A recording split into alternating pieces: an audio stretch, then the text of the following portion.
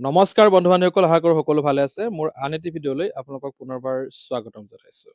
বন্ধু বান্ধৱীসকল, ক্লাছ 10ৰ অৰ্থাৎ এইবাৰ যিসকল ক্লাছ 10ত পঢ়ি আছে বা HSLC 2026ৰ পৰীক্ষাৰ বাবে যিসকলে প্ৰস্তুতি চলাই আছে, তেওঁলোকে নিশ্চয় গম পায় যে তেওঁলোকৰ কুৱেশ্যনৰ পেটাৰ্ণসমূহ পৰিৱৰ্তন হৈছে আৰু কুৱেশ্যনৰ পেটাৰ্ণসমূহ কম্পিটেঞ্চি বেছ টাইপৰ কুৱেশ্যন হ'ব বুলি তেওঁলোকে ইতিমধ্যে অৱগত হৈছে। আৰু সেই উদ্দেশ্যে প্ৰত্যেকটো লেচনৰ কম্পিটেঞ্চি বেছ 10টাকৈ কুৱেশ্যন প্ৰস্তুত কৰি তাৰ উত্তৰবোৰ আৰু প্ৰশ্নবোৰৰ ব্যাখ্যা মই অসমীয়াত আগবঢ়াবলৈ চেষ্টা কৰিছোঁ, যাতে অসমীয়া মাধ্যমৰ ছাত্ৰ ছাত্ৰীসকলৰ কাৰণে সুবিধা হয়। সেইকাৰণে আজি এটা লেচন লৈ আহিছোঁ আৰু সেই লেচনটো হৈছে লেটাৰ টু গড। আৰু এই লেটাৰ টু গডৰ 10টা মই কম্পিটেঞ্চি বেছ কুৱেশ্যন ল'ম, যি কুৱেশ্যনসমূহক মই অসমীয়াত বুজাই দিম আৰু লগতে তাৰ এনচাৰখিনিও মই অসমীয়াত কৈ দিম। তো ইয়াৰ প্ৰথম প্ৰশ্নটো লোৱা হৈছে, হাউ ফাৰ would you agree that one's positivity can bring in a spark of brightness even in adverse circumstances? তাৰমানে প্ৰশ্নটোৰ পৰা কি বুজাইছে, তোমাৰ অত্যন্ত বেয়া অৱস্থাত এডভাৰ্চ চাৰ্কামটেঞ্চেছত যদি তুমি পজিটিভ ভাৱে কথাবোৰ চিন্তা কৰা, তেতিয়া তোমাক স্পাৰ্ক অফ ব্ৰাইটনেছ মানে পোহৰৰ এক কিৰণ আনি দিব পাৰে, অৰ্থাৎ ভাল বতৰা আনি দিব পাৰে যদিহে তুমি পজিটিভ হৈ থাকা। সেই কথাটো কৈছে। আৰু এই কথাষাৰক তুমি কিমান দূৰ সমৰ্থন জনোৱা, সেই সমৰ্থন জনাই তুমি উত্তৰটো লিখিব লাগিব। চ' ইয়াৰ উত্তৰটো মই ইয়াত লিখি দিছোঁ, এবাৰ ইয়াত চোৱা। I completely agree that one's positivity can bring a spark of brightness even in adverse circumstances. এইখিনিত মই কি কৰিছোঁ, জাষ্ট এটা চেণ্টেন্স ষ্টাৰ্ট কৰিছোঁ কুৱেশ্যনটোৰ পৰাই। তুমি এগ্ৰী কৰিছা যে সেইটোকে লৈ এটা মই ইয়াত চেণ্টেন্স বনাই দিছোঁ যে মই সম্পূৰ্ণৰূপে এই কথাষাৰক এগ্ৰী কৰিছোঁ বুলি লিখি লৈছোঁ। In a letter to God, Lencho's crops are destroyed by a hailstorm. তোমালোকে নিশ্চয় গম পোৱা লেঞ্চৰ ক্ৰপছ সম্পূৰ্ণৰূপে ধ্বংস হৈ গৈছিলে শিলাবৃষ্টিৰ কাৰণে। Yet he does not lose hope, কিন্তু তথাপিও সি আশা হেৰাই দিয়া নাছিলে।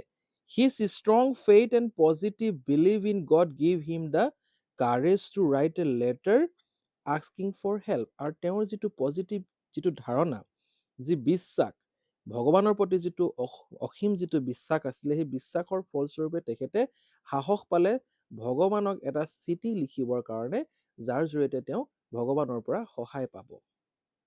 This optimism moves the postmaster and other employees to collect money for him. This optimism মানে হৈছে আশাবাদ। গতিকে এই আশাই কি কৰিলে, পোষ্টমাষ্টাৰজনক আৰু লগতে তাত থকা যিখিনি এমপ্লয়িজ আছিলে, সেই এমপ্লয়িজ সকলো কি কৰিলে, তেওঁৰ কাৰণে অৰ্থাৎ লেঞ্চৰ কাৰণে পইচা কালেক্ট কৰিলে। Thus, লেঞ্চ's পজিটিভ এটিটিউড, তেওঁৰ যিটো পজিটিভ যিটো চিন্তা চৰ্চা আছিলে, সেই চিন্তা চৰ্চাই কি কৰিলে, ব্ৰিংছ হোপ, আশা কঢ়িয়াই আনিলে, and relief in a difficult situation, আৰু মানে ডিফিকাল্ট চিটুৱেশ্যনত তেখেতক অকণমান কি দিলে, সকাহ প্ৰদান কৰিলে।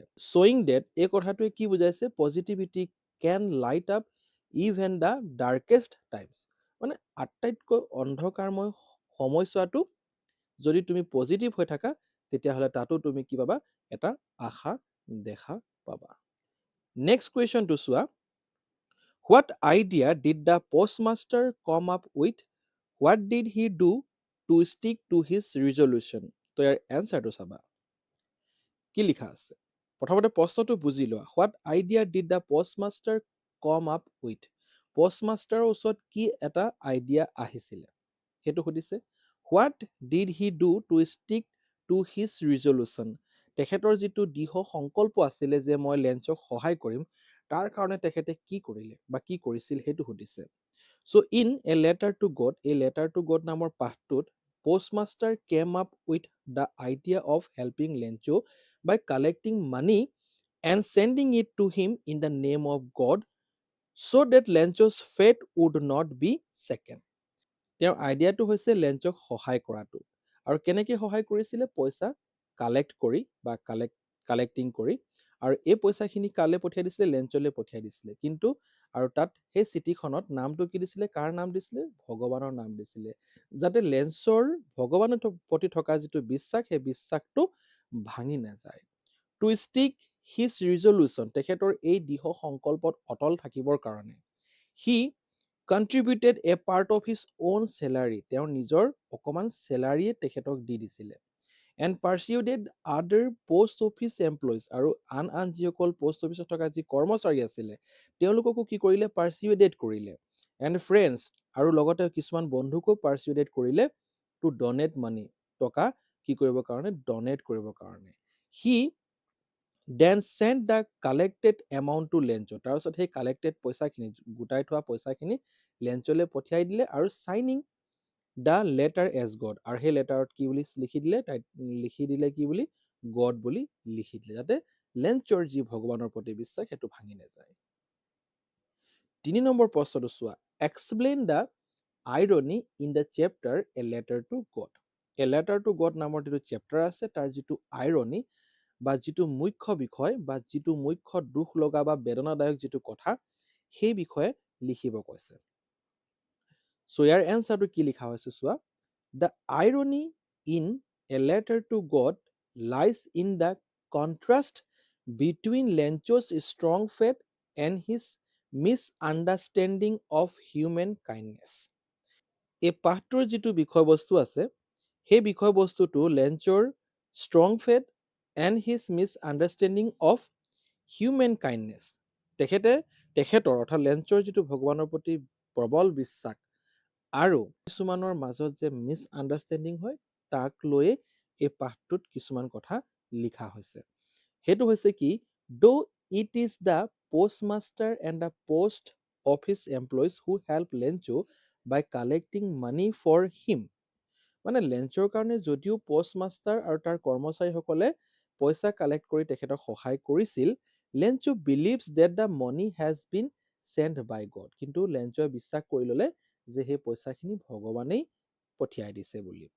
আইৰনিকেলি, দুখজনকভাৱে, when he finds that the amount is less than what he had asked for, he suspects the post office employees of stealing the rest and calls them a bunch of crooks.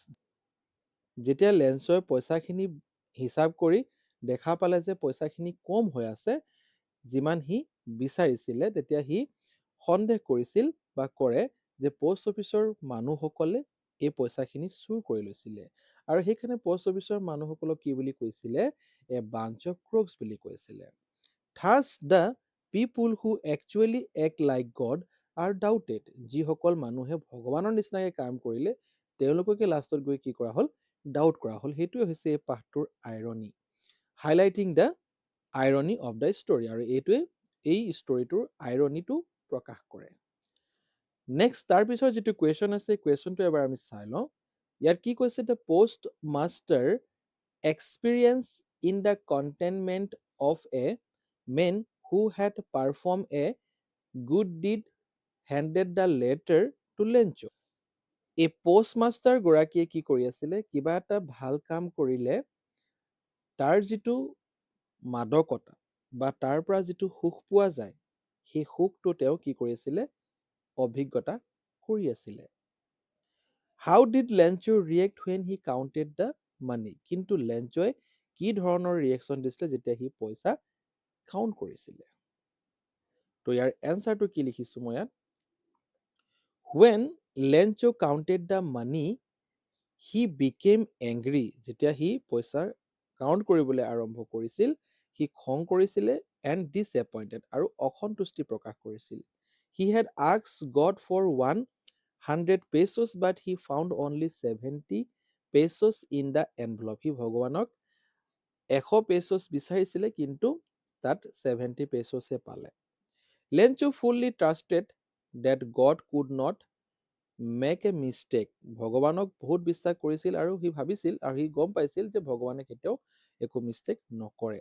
আইৰনিকেলি, কিন্তু দুখজনকভাৱে আমি ইয়াত কি গম পালো, he suspected the post office employees of stealing the remaining money and immediately wrote another letter to God asking for the rest of the amount.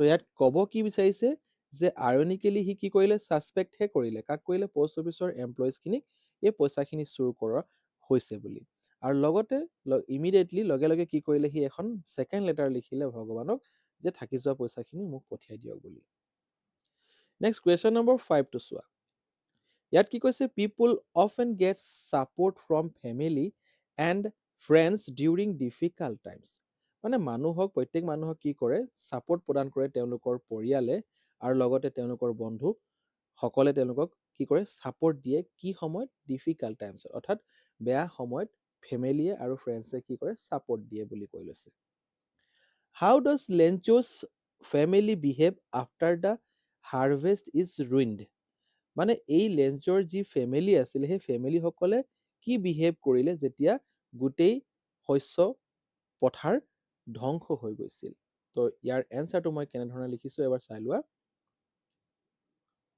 ইয়াত লিখা হৈছে after the harvest was ruined by the hail storm যেতিয়া hail storm বা শিলাবৃষ্টিৰ ফলস্বৰূপে যেতিয়া গোটেই শস্য পথাৰ ধ্বংস হৈ গৈছিল Lencho's family showed silent support and helplessness লেঞ্চৰ ফেমিলিয়ে এটা সম্পূৰ্ণৰূপে কি কৰিছিলে এটা মনে মনে কি কৰিছিলে ছাপোৰ্ট তেখেতক প্ৰদান কৰি আছিলে লেঞ্চক প্ৰদান কৰি আছিলে বুলি কৈছে they were deeply worried about their survival তেওঁলোকে নিজৰ মানে জীয়াই থকাৰ কথাক লৈ তেওঁলোকে বেছি চিন্তা কৰি আছিল and had no' one else to depend on তেওঁলোকৰ পৰিয়ালে আৰু বেলেগ কাকো নিৰ্ভৰ কৰিব নোৱাৰে ইনষ্টেড অফ পেনিকিং মানে অকণো পেনিক নোহোৱাকৈ বা ভীতিগ্ৰস্ত নোহোৱাকৈ they stood by Lencho's quietly and share his sorrow মানে তেওঁলোকে লেঞ্চৰ হৈ থিয় দিলে আৰু লেঞ্চক সম্পূৰ্ণৰূপে তেওঁৰ দুখৰ সমভাগী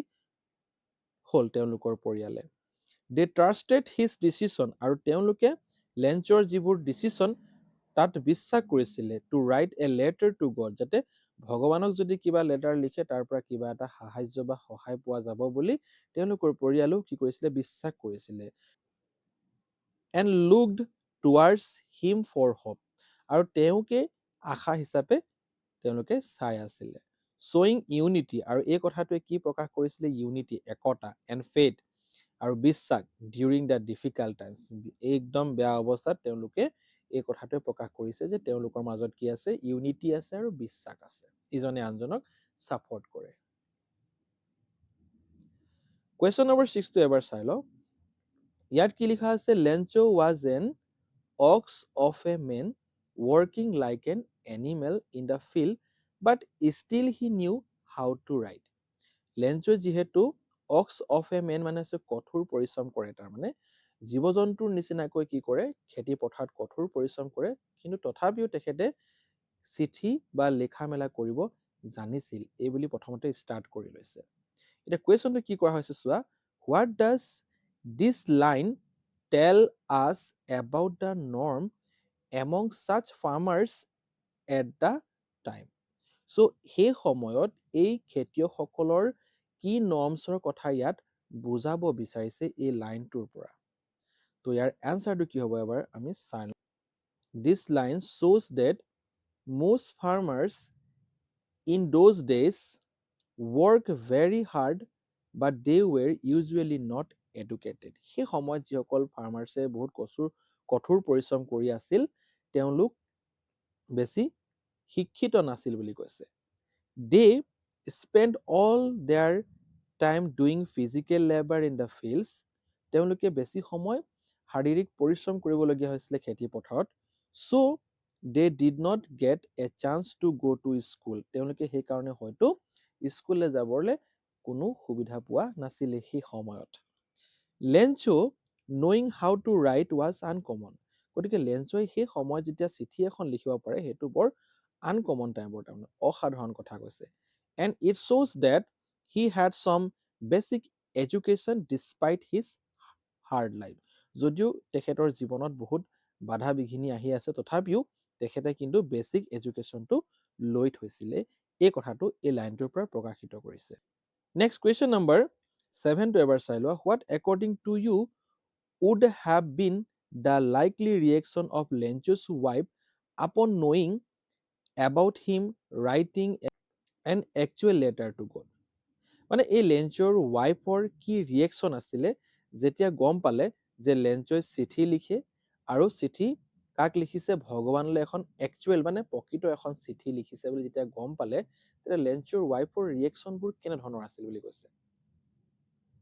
তো ইয়াৰ এনচাৰটো কি হ'ব চোৱা, লেঞ্চছ ৱাইফছ উড প্ৰবাবলি বি ছাৰপ্ৰাইজ। প্ৰথম হয়তো লেঞ্চৰ্ছ ৱাইফে প্ৰথমতে কি হৈছিলে অলপ আচৰিত হৈছিলে বা ছাৰপ্ৰাইজ হৈছিলে, but she would not argue with him. তথাপিও কিন্তু তেখেতৰ লগত কোনো আৰ্গ কৰা নাছিলে, তৰ্ক বিতৰ্ক কৰা নাছিলে। C new how strong his faith in god. আৰু তাইও জানিছিল যে লেঞ্চৰ ভগৱানৰ প্ৰতি কিমান বিশ্বাস আছে। And how difficult their situation was. আৰু তেওঁ এইটোও গম পাইছিল যে তেওঁলোকৰ সেই অৱস্থাটো কিমান ডিফিকাল্ট হৈ আছে, জটিল হৈ আছে। She would support him silently and feel hopeful that God would help their family. আৰু সেইকাৰণে মনে মনে তাইও কি কৰিছিলে লেঞ্চক ছাপৰ্ট কৰি আছে আৰু আশা কৰি আছে যে ভগৱানে আমাৰ পৰিয়ালক কিবা নহয় কিবা সহায় কৰিব। নেক্সট কুৱেশ্যন নম্বৰ 8 টো চোৱা। Lencho waited eagerly for a reply to his letter to God. Do you think the postmaster was also very keen to know Lencho's reaction upon receiving the reply? কৈছে যে লেঞ্চই খুব আগ্ৰহেৰে ৰৈ আছিলে যে তেওঁ লিখা চিঠিখনৰ ৰিপ্লাই ভগৱানে দিব বুলি। Do you think the postmaster was also very keen to know Lencho's reaction upon receiving the reply? তাৰমানে তুমি ভাবানে যে পোষ্টমাষ্টাৰো খুব আগ্ৰহেৰে বাট চাই আছিলে যে লেঞ্চৰ ৰিয়েকশ্যনটো কি হ'ব যেতিয়া তেখেতে চিঠিটো পাব, সেইটো সুধিছে। তাৰমানে তুমি কি ভাবা তাৰ বিষয়ে? Yes, postmaster was very keen to know' Lencho's reaction. হয়, পোষ্টমাষ্টাৰো খুব মানে আগ্ৰহী হৈ আছিলে লেঞ্চৰ সেই ৰিয়েকশ্যনটো চাবৰ কাৰণে। He had help Lencho with a good heart and wanted to see if Lencho would be happy after receiving the letter. তেখেতে যিহেতু এটা ভাল কাম কৰিছিলে আৰু বিচাৰিছিলে মানে চাব বিচাৰিছিলে যে চিঠিখন পোৱাৰ পিছত লেঞ্চই হেপ্পী হয় নে নহয়। He also wished that Lencho's faith in God would remain strong. আৰু সি এইটো লগতে আশা কৰিছিল যে ভগৱানৰ প্ৰতি থকা যিটো প্ৰবল বিশ্বাস সেইটো যাতে বৰ্তি থাকে বা ভাঙি নাযায় বা একেই থাকে, সেই বুলি ক'ব বিচাৰিছে ইয়াত। 9 নম্বৰ কুৱেশ্যনটো চোৱা। Lencho did not bother exploring any other means to resolve his situation but just turned to God. লেঞ্চৰ যি অৱস্থা আছিলে বা যি দুখ লগা পৰিৱেশ আছিলে য'ত তেওঁৰ সম্পূৰ্ণৰূপে খেতিপথাৰ নষ্ট হৈছিলে আমি গম পাইছোঁ, সেই সময়ত তেখেতে বেলেগ কাকো তেখেতৰ পৰিস্থিতিৰ বিষয়ে নজনাই ভগৱানক জনালে। Do you feel that this approach was justified? তুমি ভাবানে এই এপ্ৰ'চটো বা এই তেওঁৰ যিটো এপ্ৰ'চ ল'লে, তেওঁ যিটো ব্যৱস্থা ল'লে যে ভগৱানক তেখেতে এটা কি লিখিব, চিঠি লিখিব, সেইটো জাষ্টিফাইড হয়, যুক্তিসংগত হয় বুলি তুমি ভাবানে? যদি ভাবা কিয়, আৰু যদি নাভাবা কিয় নাভাবা, উত্তৰ লিখিব লাগিব। চ' উত্তৰটো হ'ব কি?